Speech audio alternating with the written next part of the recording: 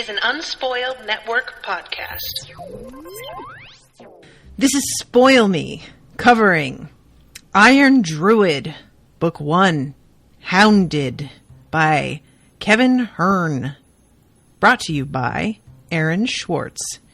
Chapters 21 through 25. In these chapters, do I think it's a little bit convenient that right before this big battle, Atticus runs into an experienced witch who's on his side? Yes. Do I care at all? Absolutely not. Welcome to Spoil Me.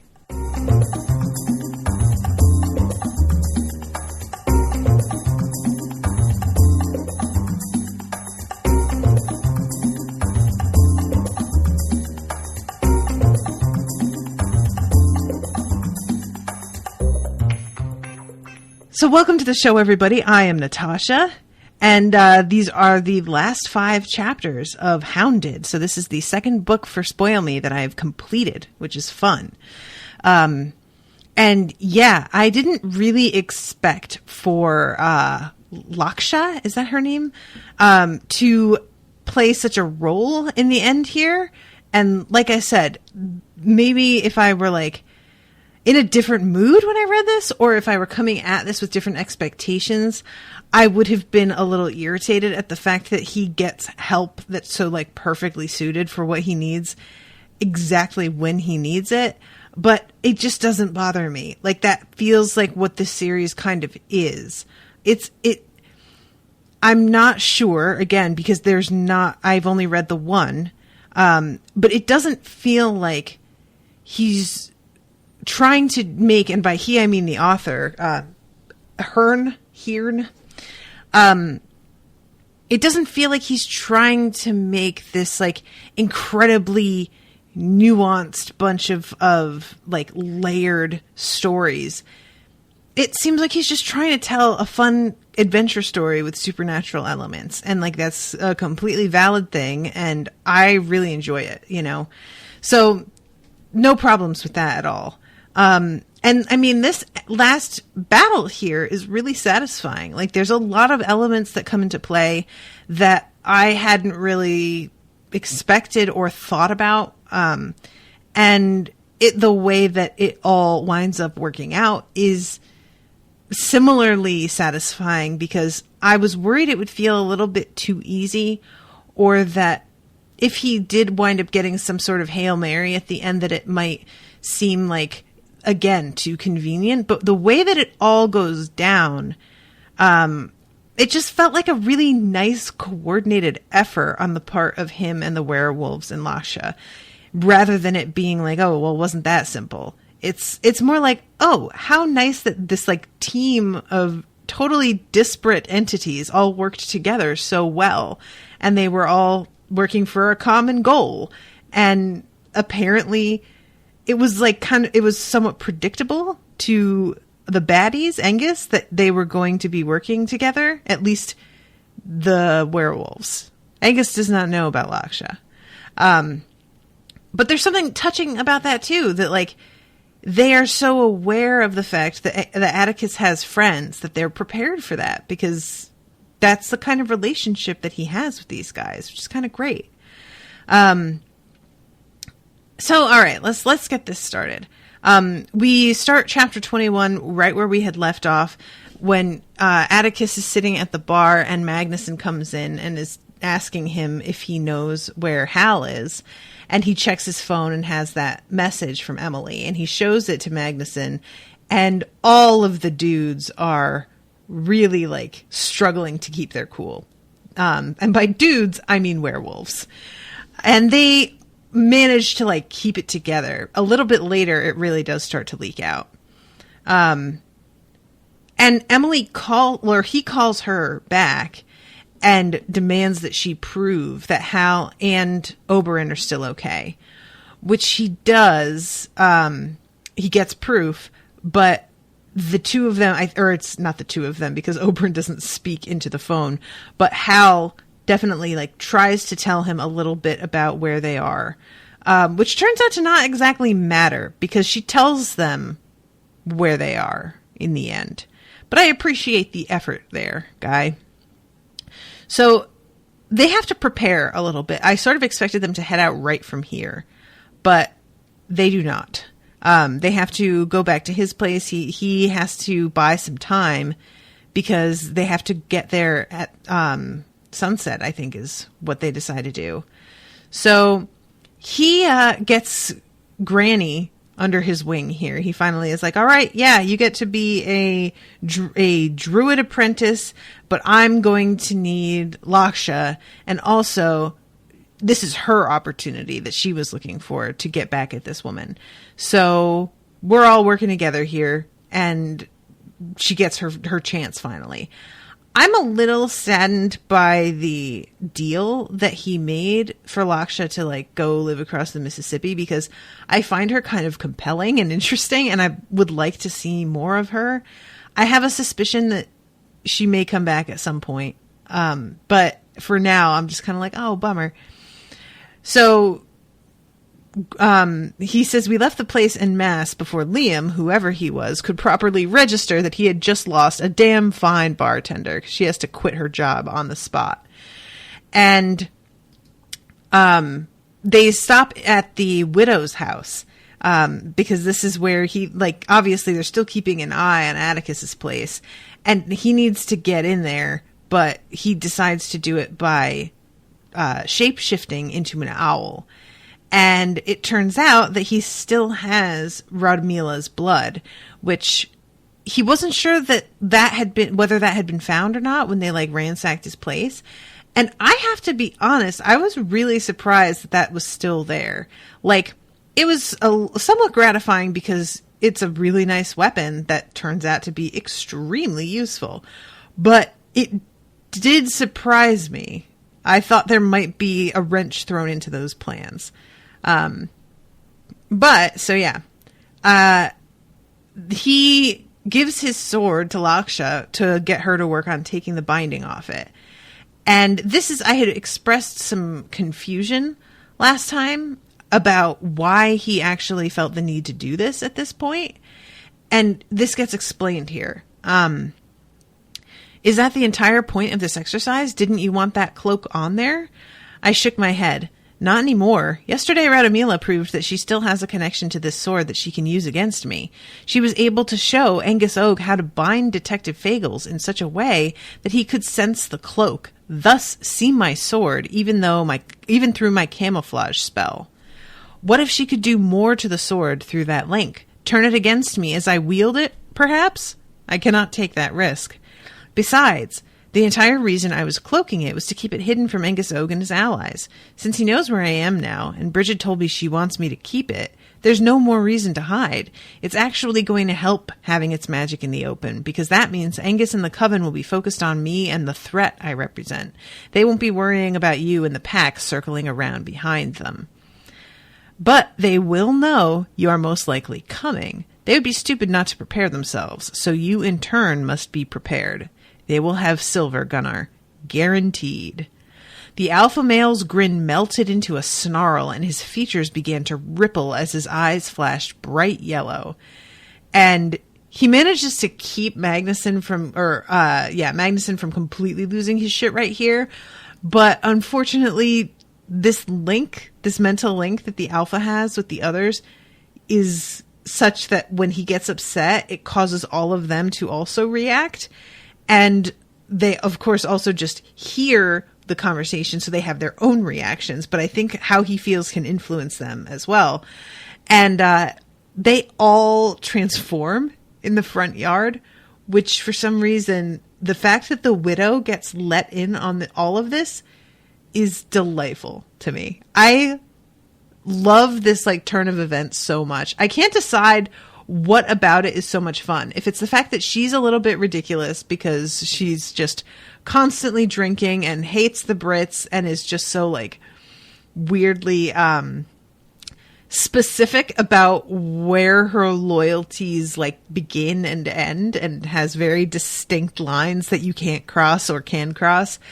But the fact that she's going to be aware of what's happening And so I assume at some point there's going to have to be some kind of weird face-off between her and the neighbor across the street from Atticus, who keeps on like giving him all this trouble, and who coincidentally Atticus winds up burying a witch's head in his yard later.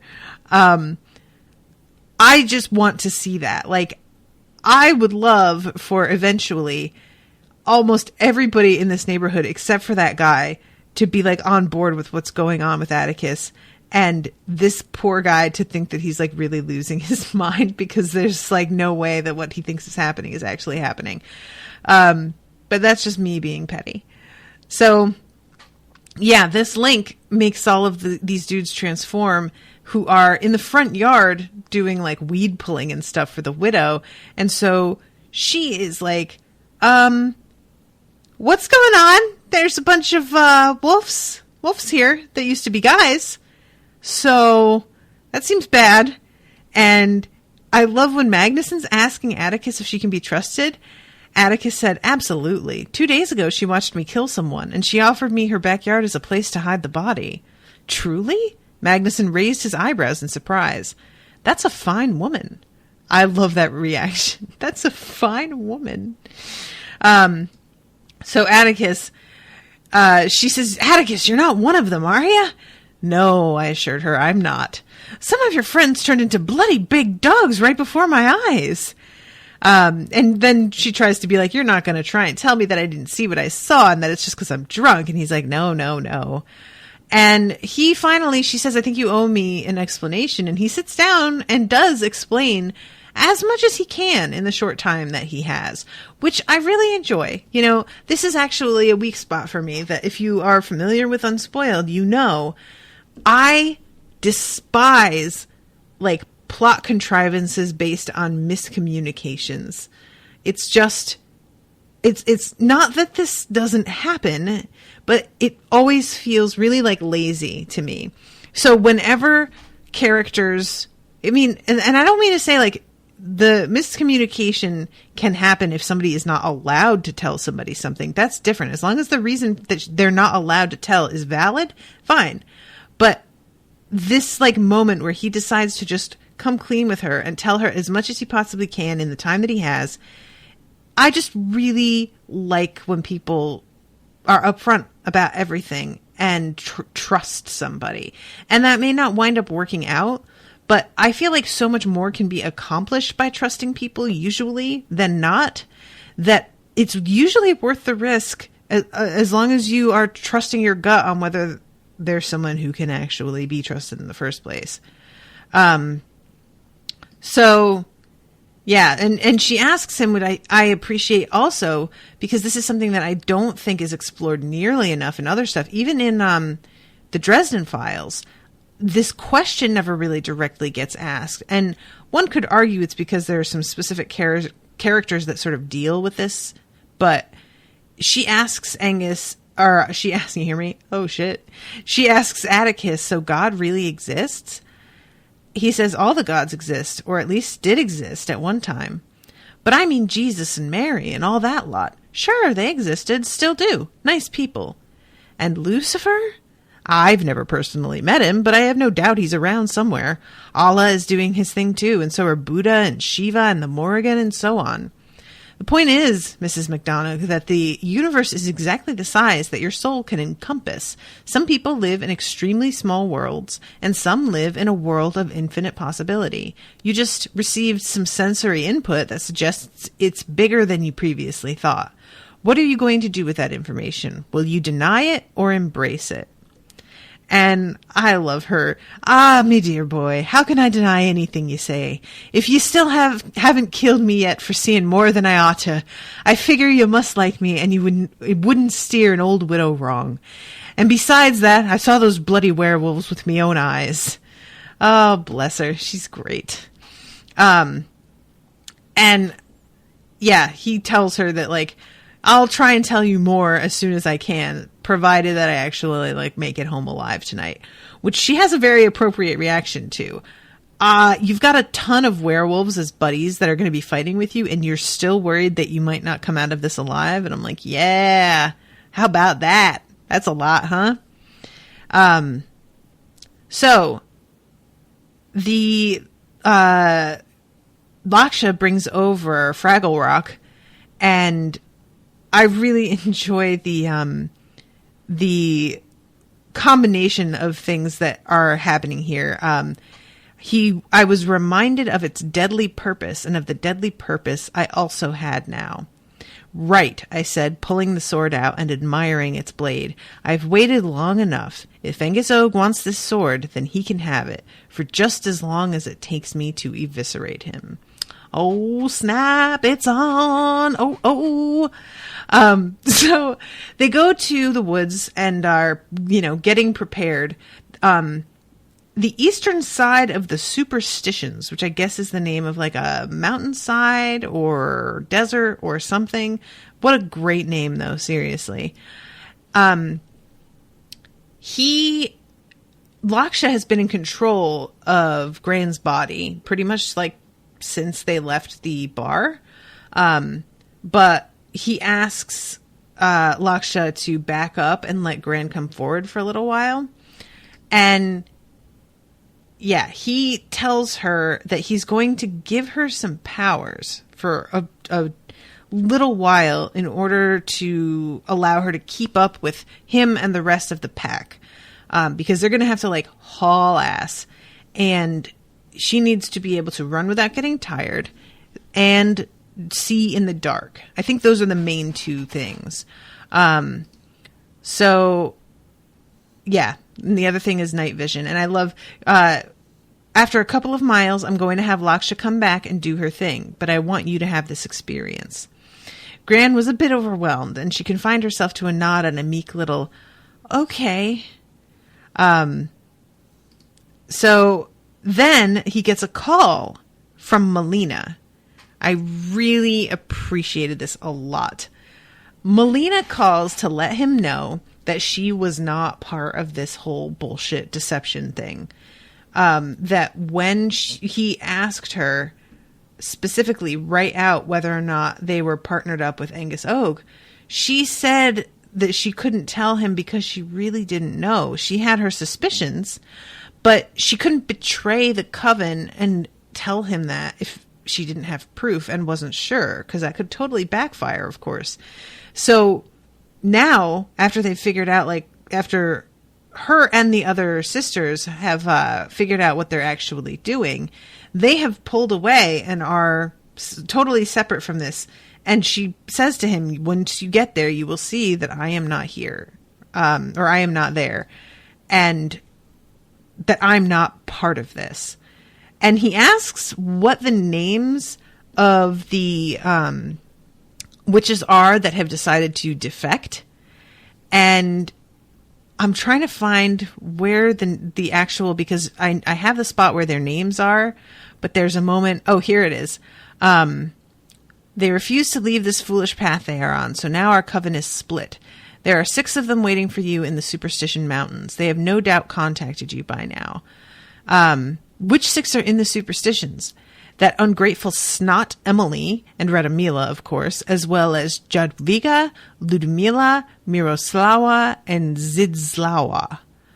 Those are some names, man. I don't think I realized that all of the witches in this coven were Polish, but evidently they are, because he mentions a couple times, like, the Polish witches. And the witches with you are Bogumila, Berta, Kazimiera, Claudia, Roxana, and Waklawa. And he says, none of the names meant anything to me, but I filed them away for future reference. I hope you got a better fucking memory than me, Atticus, because I immediately forgot all of them. Like, if you asked me right now on this recording to repeat back one of those names to you, Waxmila, was that one? I think that was the very last one I said. So yeah. It occurs to me that you would not be calling me if you expected me to die tonight. You're trying to prevent me from coming after you tomorrow. No, I fully expect you to die. Oh, how charming. I simply didn't want you to think I betrayed you. Unlike my former sisters, I have a sense of honor. So I like that, you know, she isn't really expecting that he's going to make it out of this, but it's not about that for her. It's just the idea that he would believe that of her, and she can't abide that, which I frankly very much respect. Like, even though his opinion will shortly mean nothing if he dies, it's still the principle of the thing, you know? So yeah, I really like that, and I'm excited to find out that all of the witches were not treacherous as well, that there's like factions now. And I shouldn't say that there's factions now, because all of the witches here in the superstitions are dead now. But there was a faction, a schism, as they say. So they take off and are running through the mountains, and something I was curious about was whether I could shield my mind from Oberon once we got in range. I had never had any occasion to wish for such a thing before, but if he sensed me nearby, his tail would start to wag as sure as a princess waves in a parade, and that would alert our enemies to our proximity. I really didn't want to give them any warning if I could help it. Which I really like that that's addressed, because that wasn't something that I even thought of, but it does make complete sense. Like, it's kind of like the feeling of relief that just comes over your face when you realize that somebody is there to help you. Like, if your enemy is staring at your face and you get that brief, like, look, they're going to know something's up. So it's just the same thing, but in doggy language. And I love this part too, Gran, because she's still in charge at this moment. I heard Gran giggle delightedly. "This is unbelievable," she crowed. "What a trip running with a pack of werewolves." "Remember this," I said, "when you get bogged down in your studies and wonder if it's all worth it. This is only a taste of what you will be able to do." "Will I be able to turn into an owl, too?" "Perhaps. You can take 4 different animal forms, but those are determined by a ritual and not by whim. Everyone has slightly different forms." "What are yours?" "I can be an owl, a wolfhound, otter, or stag. They are not forms I chose, but rather forms that chose me in the ritual." "Wow," she said, suitably awed. "That's pretty fucking cool." I laughed and agreed with her.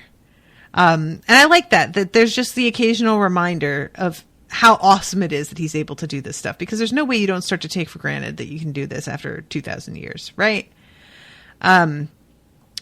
So they agree on the title of sensei, which I don't know how I feel about that, but all right. And she falls back, and Laksha comes forward. And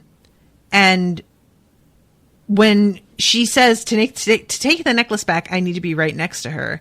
He says, "I mean, how close do you need to be to make karma happen? Do you need line of sight?" She shook her head. "I need only this drop of blood that I have heard about." So that's pretty awesome. Like, she doesn't even need to be able to lay eyes on this woman. It doesn't matter. As long as she's got her blood, like, she could be literally anywhere, which is pretty intense. And then this moment, oh, I loved it so much.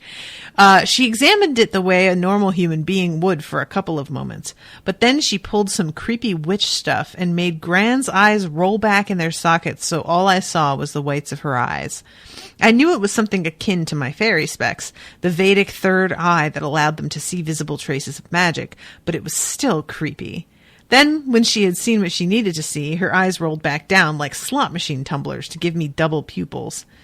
They focused on me and said, "I can kill her from as far away as a mile with this. This is pretty good, but I cannot kill the other witches without my necklace, unless you have their blood too." And then he's in the middle of talking to her, and he feels this tug on his feet. A subtle indication that someone nearby was drawing power from the earth, which is kind of a cool thing that he can like sense if somebody else is doing that. I really liked that. It turns out to be a bad thing though, because Angus is tapping the earth for power and taking all of it. He's not just borrowing a little bit, he's sucking the earth dry, and everything begins to die.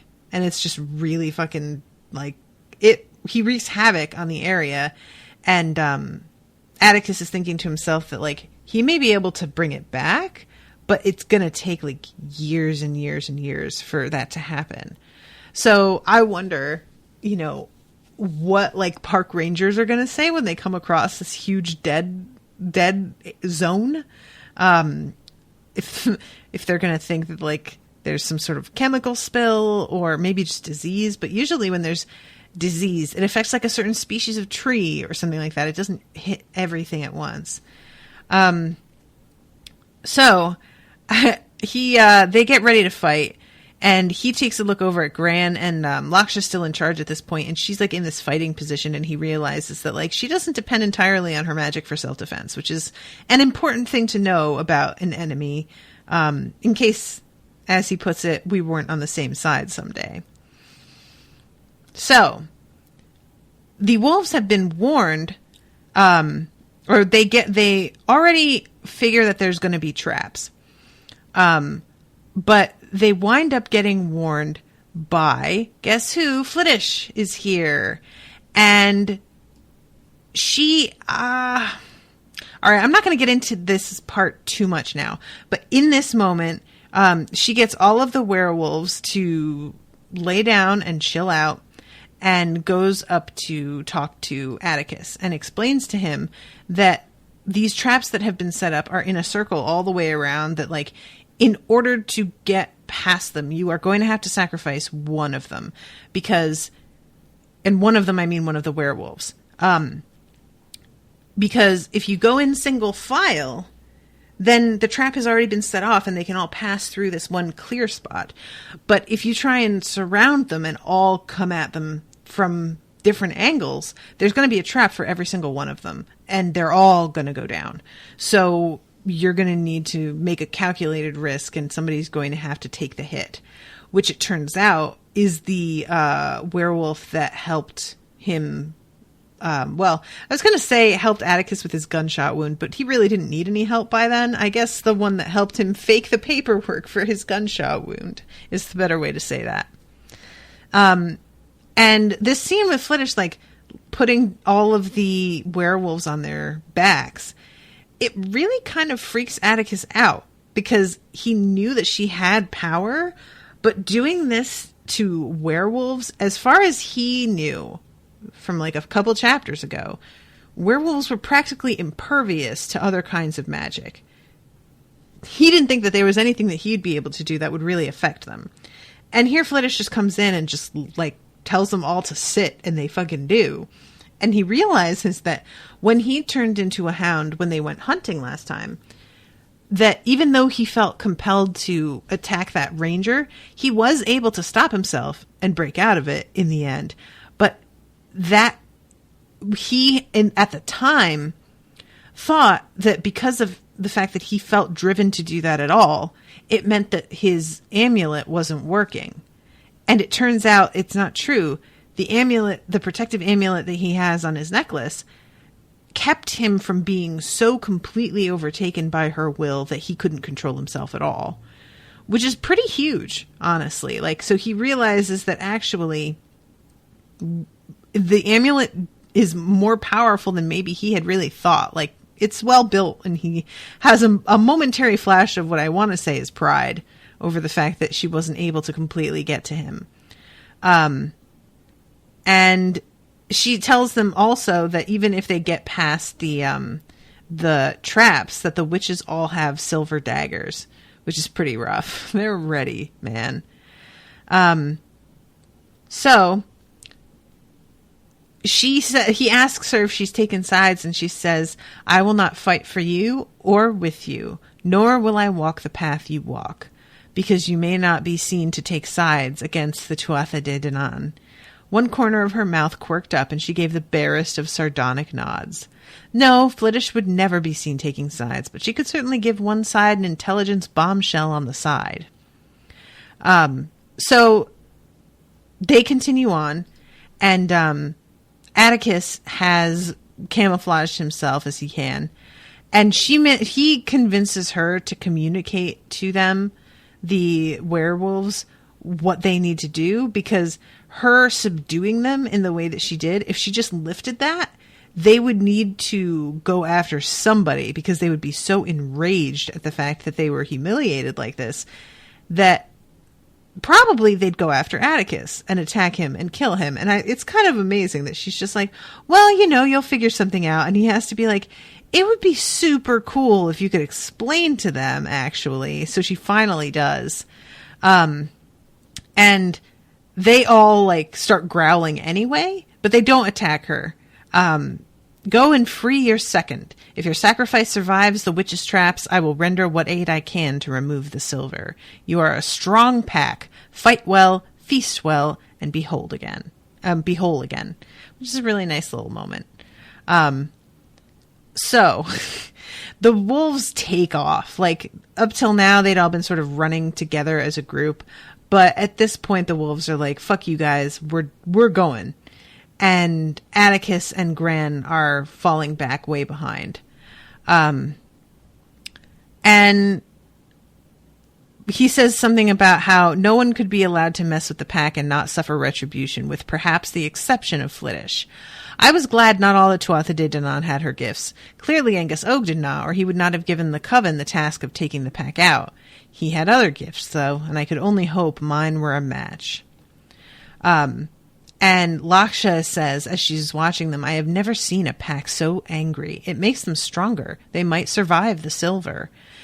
And most of them do. I think they lose 2. Which I don't remember if we ever get a hard number on exactly how many there are in this pack. But yeah, they lose 2, which is still not nothing, you know? So he leaves Laksha. She starts to draw a circle on the ground and begin her ritual, whatever it is. And he goes on by himself, and he can see the spot where Angus is tapping the ground and pulling up power. It's this huge, like, vortex, basically, that he's created. And this is when he also can see that the ground around him is starting to die.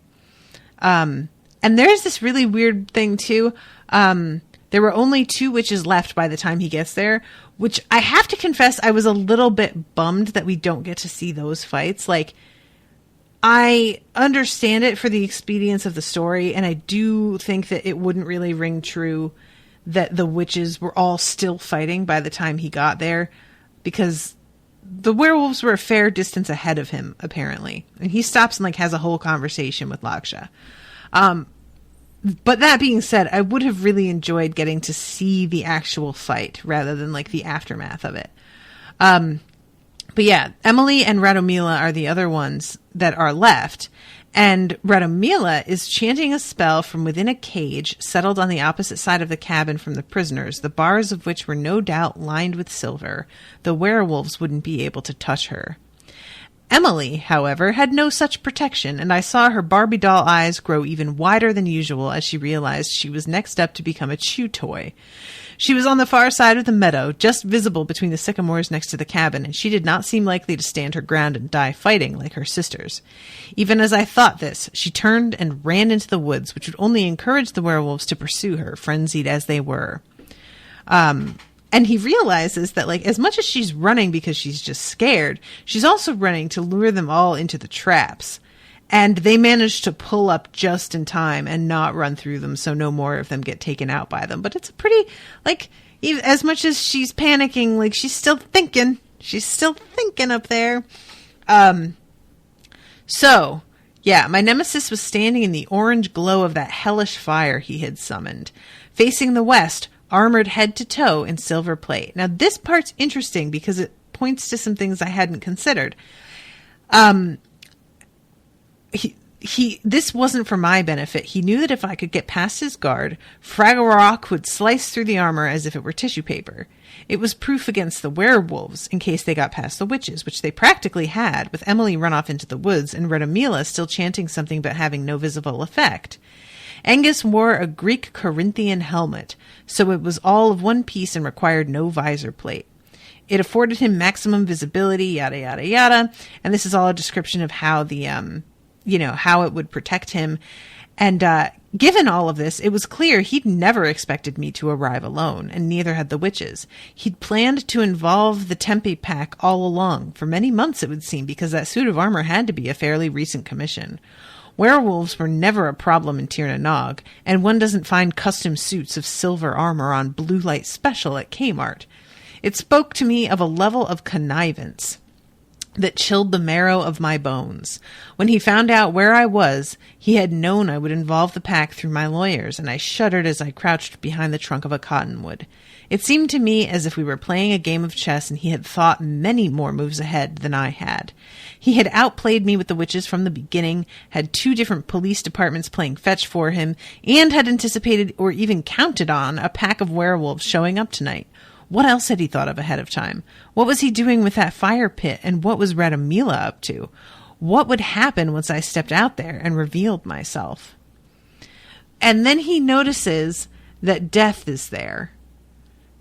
And apparently, Angus, what he has done is like opened a portal to hell. He summons a bunch of demons, and death has also come specifically from hell. It was a tall, hooded figure on a pale horse, and its name was Death. If I fell tonight, death would come for me without delay. Somehow Angus Og knew of my bargain with the Morrigan. The simplest explanation, of course, was that she had told him. And this started to get irritated, and I was like, she doesn't seem stupid enough to do that. But it turns out, I love this twist, that she knew if she told him about the deal with Atticus, that Angus would find another way to kill Atticus, and that way, once, hopefully, Atticus succeeded in killing Angus, Angus would not wind up going with Morrigan to her afterlife. He would wind up being dragged to hell. So she did this on purpose so that she would never have to deal with him again, which is that's pretty fucking boss. I really enjoyed that a lot. So yeah. And Death just Angus keeps on turning to Death and being like, he's practically dead. And I'm like, do you not understand how this works, guy? Practically, there's a big difference between mostly dead and all dead. And this whole, initially, the fight isn't even between Angus and Atticus. Angus summons these demons and sicks them on Atticus, and Atticus uses the spell given to him by Bridget to take down the demons, which it does work on almost all of them, but it exhausts him so deeply that he can't even stand up, can't even raise an arm to defend himself. Which is pretty intense. I have to confess that I was surprised at the fact that it turns out that the spell that Bridget gave him was actually real. Because if you would recall, I was very suspicious of that bitch. I was not sure how much of this I actually believed. It seems at the moment like she was playing it mostly straight. But she really underestimated how much energy it was going to take out of him. I also love the detail that when Angus calls up the demons, a bunch of them just bail immediately. I was about to die. He just pointed at me and uttered the Irish equivalent of "sick 'em, boys." Almost all of them did, but a couple of the bigger ones didn't. I distinctly saw one of the cloven-hoofed lads take off for the hills, and the largest thing on wings disappeared into the sky somewhere. Angus had the gall to be surprised at their defection. He actually shouted at them to come back, and I suppose he must have been counting on them to finish me off after the smaller ones roughed me up a bit. I saw the pack move to protect Hal and Oberon, who were chained up and unable to defend themselves from rogues or run away, and that gave me a brief moment's relief. "What did you expect, Angus?" I mocked him as I beheaded the vanguard. "They're bloody demons." So yeah, then he goes weak after using the spell from Bridget. And it looks like the day, not that it's lost necessarily, but that he's about to be taken, to be honest. There was a moment that the skinless Iron Maiden demon scrambled back quickly and took the opportunity to snack on my ear, and the pain was unspeakable, worse than reading the collected works of Edith Wharton. Oh, you. Listen, I haven't read the collected works of Edith Wharton, but that is one of those moments that I'm like, I'm sure that you think you're being clever, but it just kind of takes me out of the moment, and maybe restrain yourself a little bit is all I'm saying. Well, he's obviously dead by now, so what are you waiting for? Not dead yet, Angus. Dead in short order, perhaps, like the wasted land beneath me, but perhaps not. So that's part of it, too, is Angus stealing all of this energy, not only to, like, power up himself, but to keep Atticus from being able to heal himself, keep him from being able to use the power of the land underneath him, which is pretty rough. Like, that's a pretty hardcore tactic to use, my guy. And finally, the cold fire, what's happening? Angus asked rhetorically, then answered it like the insufferable ass he was. Oh, I see. Cold fire. But that means he must be as weak as a kitten. Where's the sword, Redomila? And she can't find it. She's like losing her mind at the fact that she can't find it. She assumed that he would be the one to take the cloak off if ever he did, and that if he did, it would still, like, now that we know what Radomila's real deal is, she had told Angus that he could remove it with his tears. I'm dying to know what the failsafe was that she put in place. Like, if he tried to remove it, what would happen? Would it just seem to be gone? Would it be another kind of like weird camouflage where it appeared to him that the power of it was shining through clear as day, but it actually was just an imitation? But yeah, she says, the one thing you guaranteed me is that you would be able to find the sword and bring it to me, even if you removed the cloak you put on it. Now you tell me you cannot? And Laksha had probably removed whatever tracer Redomila was trying to find. And just as she's like about to snap back at Angus, this is a moment. Oh my God. Her skull caved in from 4 different directions, as if 4 railroad workers had swung their hammers in perfect synchronization from the cardinal directions.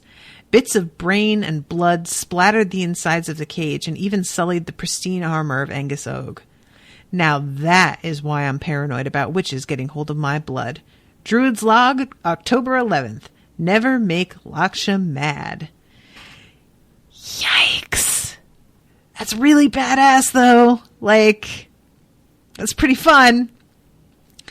So, as all this is happening, by the way, Atticus is getting drained of blood by a giant, like, mosquito demon. And Angus, who is still not aware of Laksha, thinks that it's Atticus that just killed Redomila. Did you do that, Druid? Didn't know you had it in you. Well, it won't help you at all. There's the battle crow on you now, just like old Cuculain. Oh, man, guys. I don't know how to say these words. And she will be supping on your eyeballs soon. I bet you can't move a muscle right now. I entertained the possibility that he was right and that the Morrigan would betray me after all. But the crow's eyes flashed even redder, and I knew that Angus had made a fatal error. The Morrigan does not like to be taken for granted. I think he realized it too, for he had taken a step toward me but halted at the flash in her eyes. I heard her voice in my mind. He has killed this land for his dreams of power. He thinks the sword will let him stage a coup in Tir na Nog, and for that he has betrayed his most sacred bond. He is corrupt. I should not directly help you, but I will if you keep it secret from all.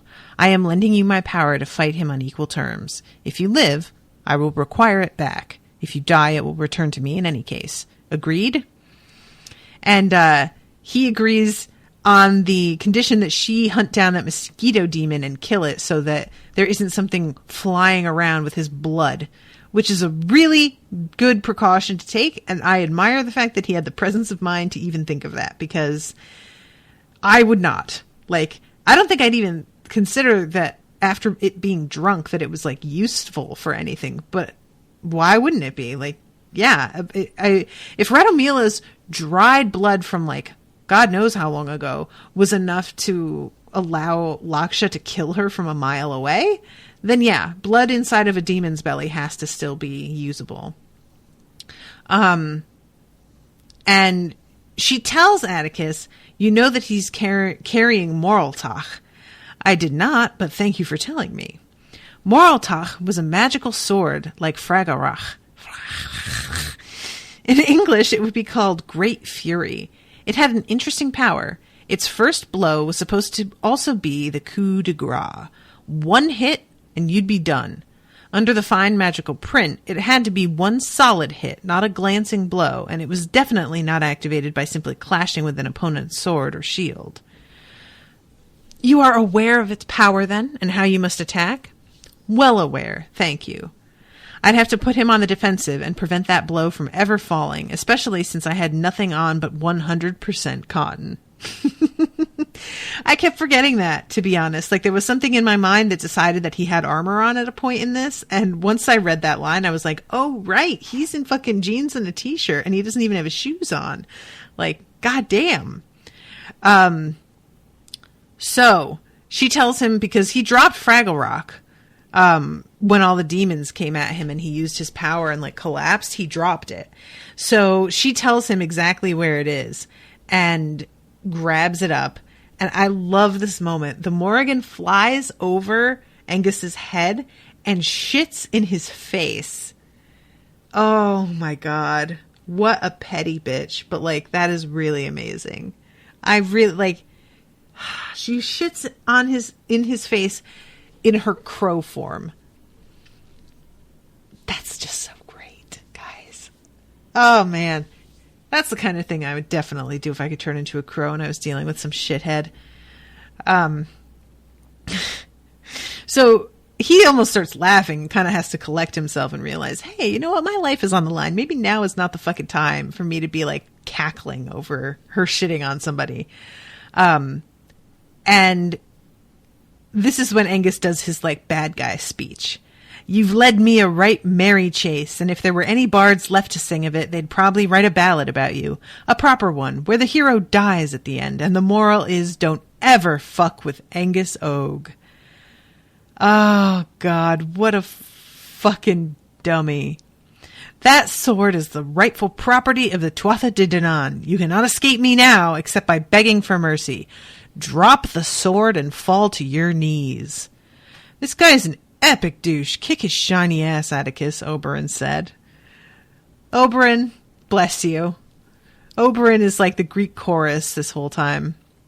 Aaron says, I thought it was Fraggarok was pronounced like that too, but according to the audiobook, it's apparently Fraggara, like tada. Fraggara. Alright. I'm still saying Fraggle Rock.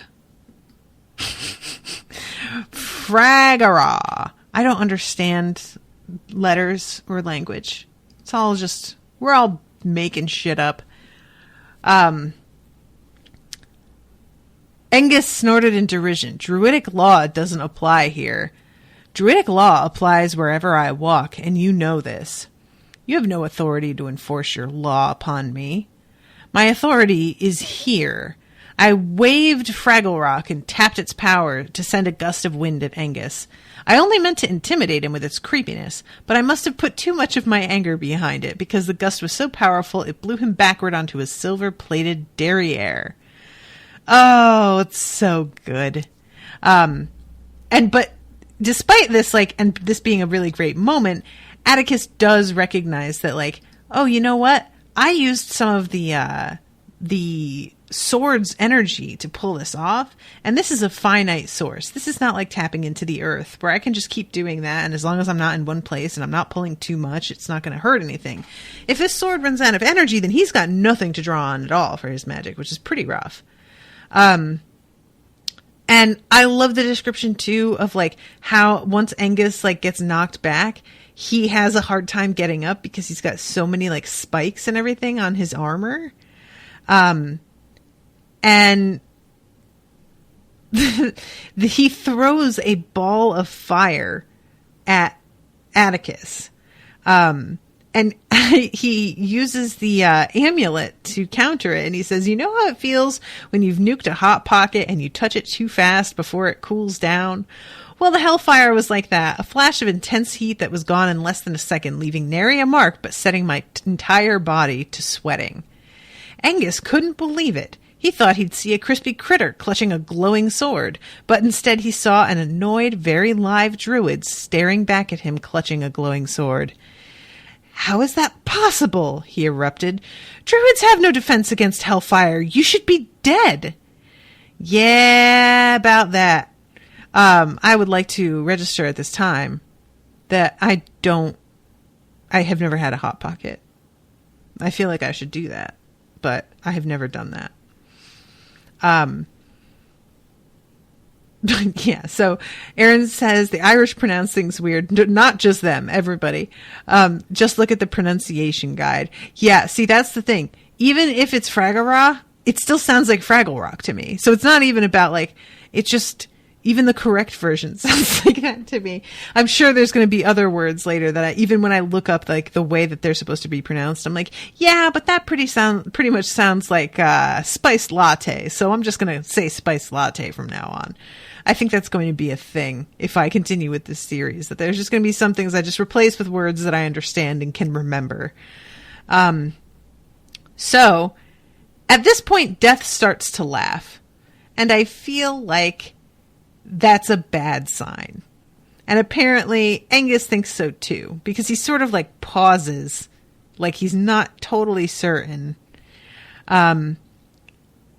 I wanted one of those fabulous anime moments where the hero sticks the sword into the bad guy's guts and everything quivers, even the sweat droplets, as the bad guy vomits blood and says something in a tiny surprised voice like, that really was a Hattori Hanzo sword, right before he dies. Alas, it was not to be. Angus had been something of a swordsman in his earlier days. He'd helped the Fianna out of a tight spot or two. He had serious battlefield cred, unlike Brez. He parried my first flurry of blows, cursing all the while and promising to mutilate my body and then dig up the bones of all my descendants and turn them into glue, blah, blah, blah. I love that moment so much, and turn them into glue. But the advantage that Atticus has here is that he has learned many different fighting styles, whereas Angus has not. He's got his one style that he's used to, and once Atticus starts pulling some new stuff out, he has no idea how to react and keeps falling into like these little traps. And I like the fact that at one point Atticus goads him and says something like, I can't believe, what is it? He says, you might have hounded me for many more years, but your petty jealousy of Bridget has brought you to this end. Your end, you mean? Angus roared, completely unhinged by my reducing all his elaborate schemes to a case of sibling rivalry. That's good stuff. Nothing like demeaning somebody's position on something to really send them over the edge. He lunged at me with a long diagonal hack with all his strength behind it, but I knew how he fought now, the same old way. I saw it coming, and I knew I was faster, and stronger too. I parried his blade by sweeping mine in a rainbow move to my right so that his sword was underneath mine when I brought it down, and his sword arm was crossed in front of him. I stepped forward quickly and whipped Fraggle Rock through his neck before he could regain his balance and try a backhand. His head tumbled backwards, eyes wide in surprise, and wound up bouncing off his back as he fell to the ground. No, I meant your end, I said. Death laughed and goaded his horse towards us. I stood aside as the rider reached down and scooped Angus Ogue's head from the ground, then began to tack his horse back around to the fire pit, laughing maniacally all the while. The love god's mouth did not move, but still I heard him protest. No! The Morrigan is supposed to take me, not you! Morrigan! Take me to Tirnanog! Morrigan! Oh, shit. That's a pretty good time. So let's talk about the fact that, and I'm trying to find exactly, here it is. Trying to dissolve the chains magically would take too much time. Someone had to have the key. So saw through the pack link, red-haired woman who warned about silver traps. She was the one who kidnapped us. What? I thought that was Emily. No, she drove the car. Flittish talked us into the back seat. I looked over at Oberon. Why didn't you mention this before? I was going to, but you haven't exactly let me talk much. I'm real curious what that's about. Like, did she have so much faith in Atticus overcoming Angus that she set this up and made sure that he had proper motivation to actually show up? Because she was figuring that he was going to win the day anyway, but otherwise that he wouldn't go. I feel like there's something like that that's said towards the end here. But the friggin' Morrigan decides that she's going to come over and totally like flirt with Atticus and tells him that she's going to have sex with him. And it's super uncomfortable. She like rubs her crotch against his leg and like purrs when he tells her that he thinks that she's really scary. And I love this so much. Just like, it's so creepy. It's so creepy, but it's so much fun as well. Yeah, here it is. Am I not a fearsome enemy? You frighten me primally.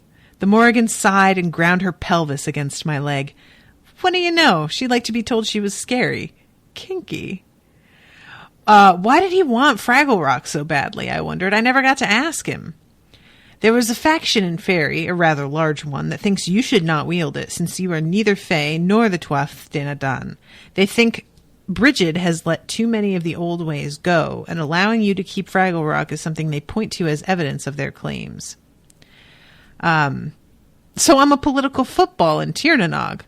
I don't know what a football is, she breathed in my ear, but I know you are aroused. You cannot hide this from me. And she finally like gets distracted because she realizes that some shit is going down now. But Flittish approaches. We will speak later. But yeah, this moment is real awkward and weird. And the fact that he's having sex with both Morrigan and Flittish, like there's so much power in both of them that doing that, having sex with them, it feels like he should be like super powered by the contact, right? But I guess that's not how it works. That's a shame though. So I don't know what to think about that red-haired lady, Oberon said. He loped easily alongside me. Do you think maybe she has a split personality? The nice half of her personality must be when she serves Brigid. I liked Brigid. She called me impressive, which showed great judgment, and she also gave me a belly rub. Ah, so good. So, do we ever get... Oh, here it is. Do not trouble yourself, Druid. I can clean the wounds without water and get her healing started. And he asks her finally, why are you doing this? I told you I would come back to heal the pack. But you were the one who kidnapped Hal and Oberon and put them in a position to be harmed. I did so only at the instruction of Brigid. Oh, snap. I felt the blood drain from my face. What? Do not pretend you cannot follow me, she snapped. You know us well and we know you even better. Admit it, Druid. Without your friends being held hostage, there was a significant chance you would have simply fled the confrontation. Brigid did not want that to happen, so I provided Angus Og with a lever to make sure you showed up to be attacked. Thus, Brigid got what she wanted, the removal of a rival, and Angus got what he deserved. So yeah, this whole thing... So I was kind of right about... I wasn't really right about Brigid. Like, she wasn't totally betraying him. But she did have, like, some shit up her sleeve. I was flabbergasted by the extent to which I had been manipulated by various members of the Tuatha De Danann. I had indeed been a pawn for Brigid, Flittish, and the Morrigan, a pawn who took down two very troublesome gods.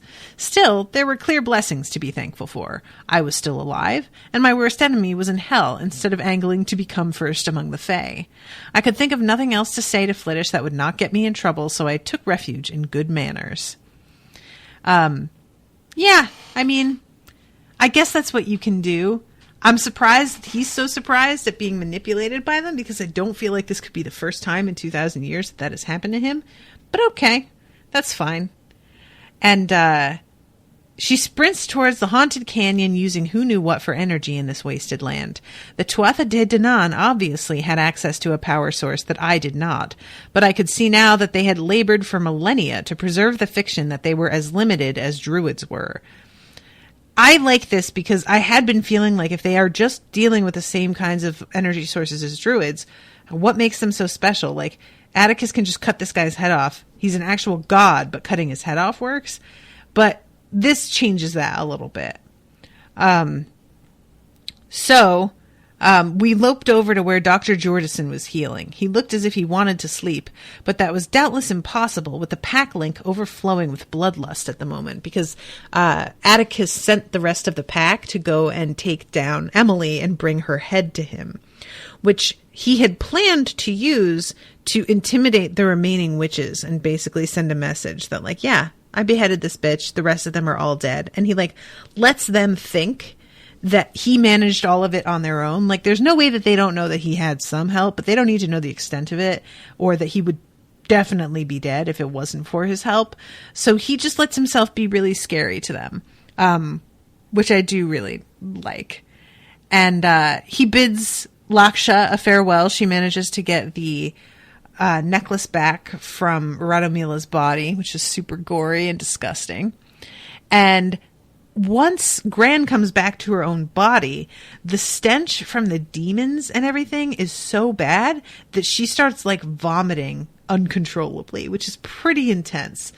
I'm not somebody who's, like, bad smells don't get me wrong, they're a bummer, but, like, I don't have that kind of gag reflex a lot of the time. Owen, like, he will be, if there's, like, a pretty bad batch of garbage that he's taking out, or one time we had a pumpkin that was sitting in the corner and started rotting and we didn't notice, and he went to clean it up and it was, like, really stank once he moved it. He almost threw up on the spot. Like, it was really bad.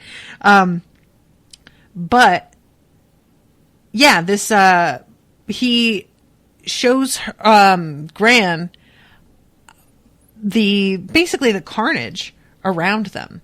And this is driving me nuts because I'm trying to turn the page on my Kindle and it just doesn't want to let me do it. Here it is. She says, "Did you do all of this? Everything except the witches and the 2 werewolves. But I had a lot of help staying alive tonight. By rights, I should be dead. And you should know the magic users rarely die peacefully in their sleep. So I want you to think about what you're looking at and what you smelled as you take Laksha back east. I don't want you entering into this with any romanticized ideals. And if you'd rather not be my apprentice when you come back, I will understand. No hard feelings, and I'll make sure you get a good job to replace the one you quit today." So the pack is returning, and they bring the head, and let's see, maybe seeing the head of their youngest will drive home the point that it is not wise to tangle with me. When you cannot reason with people, you have to try scaring them. If that doesn't work, then you either run, or you kill them, or set your lawyers on them. So, yeah, those are his options here. And he decides that he's going to try and, like, coexist with Melina. They're going to, like, sign a peace treaty and work with each other. And I really like this idea that they're going to have something that's actually in writing, that another supernatural lawyer, like, looked over and made sure it was all above board. Like, my bureaucratic heart really enjoys things that are super organized like this. And she is impressed, suitably, at the fact that he is still alive. You thought me a liar and that I was somehow involved in this abhorrent plot to make bargains with hell and the Tuatha De Danann. I can understand why, because the members of a coven tend to get painted with the same brush, often justifiably so. But looking back now, can you not see that I had only the best of intentions? So, yeah, they have this conversation. And in the end, he thinks to himself, cooperation makes fighting unnecessary. Or, as Abraham Lincoln once said, I destroy my enemies when I make them my friends. And part of, like, the deal with this treaty is also an agreement that they are going to be able to stay in Arizona because they like it here. And they've actually done a lot to help the community that Atticus himself doesn't even know about. And she lists off a bunch of things that they have done, and like different beings and other magic practitioners that they have like warded off or killed or whatever. And I really like that there's a bunch of shit going down that he's not even aware of, because, you know, everybody's a little self-centered. And if you've got the kind of abilities that Atticus has, I'm sure it doesn't even occur to you that there's anybody else who's able to take care of like supernatural threats. Even witches, he seems to have an idea that they're very self-absorbed. And by self-absorbed, I mean differently than like your average person, but more like they use their magic to get things. The fact that they were using their magic defensively and to protect people as well as themselves is surprising to him, it seems. So Atticus goes to a park and lays down in the dirt to charge himself up.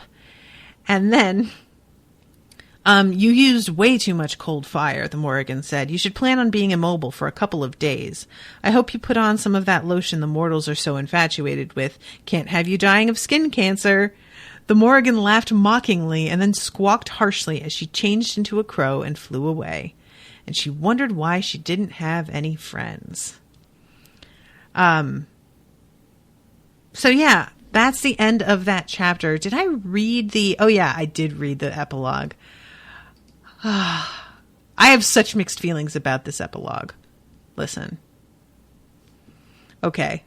The epilogue is, as a reward for his good behavior, Atticus goes and gets a bunch of poodles in heat to give to Oberon.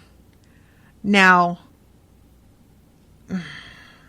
there's so much like weird gray area around this, because like you take into account the fact that they're dogs, and I'm like trying to, and that they're in heat. So like apparently they're going to welcome this, but the whole idea of like, I'm going to have a bunch of horny chicks as a prize to give to you.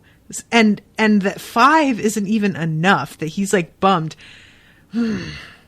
Got real mixed feelings on this, guys. Like, I get that it's supposed to be funny, but it honestly kind of left a bad taste in my mouth. I was a little bit bummed about it. Like, if it had just ended where the Morrigan was, I would have been like 100% about this ending. But because of this, it really kind of like, he wanted to be Genghis Khan, remember, says Aaron. Yeah, but like, that's like, I feel like, you know, him going out and finding poodles, like being let loose at the dog park so that he can like wander around and like make eyes at poodles, that's a different story.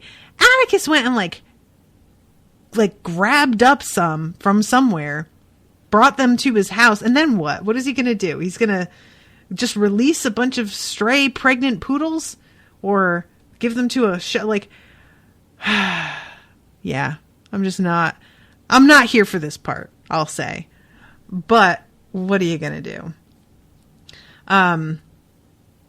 So yeah, that's the end. But I'm going to pretend it's not. I'm going to pretend that the end with Morrigan is the end and just ignore the epilogue, because I don't like it.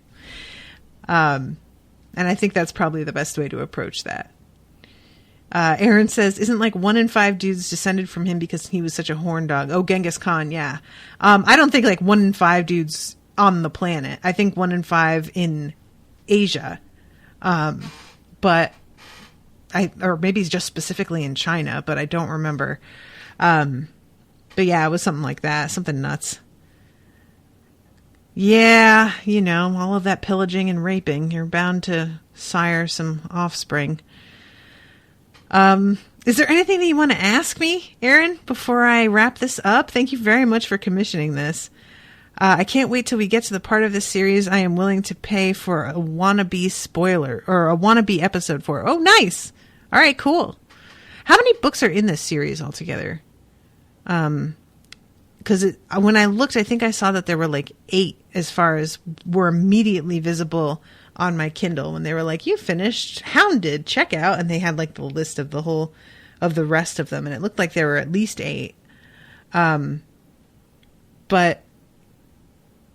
anyway, all right. I think I'm going to wrap this up then, sir. There are 9. Okay, cool. Well, thank you again, Aaron, for initiating this, because I think you commissioned the very first chapters of this, even though a couple other people stepped in eventually. And thank you to those other people as well. Anonymous, and I think the other one was Susan Hayes. So thank you all again. It's really nice to wrap on a complete book. That's fun.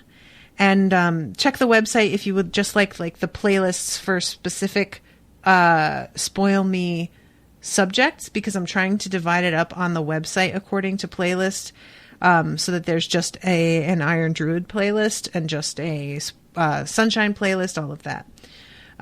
So yeah, you can find that stuff there if filtering everything through Apple iTunes is a little frustrating for you. And hopefully I will see you again soon with the opening chapters of Book 2. Thank you guys again. Toodaloo, motherfuckers.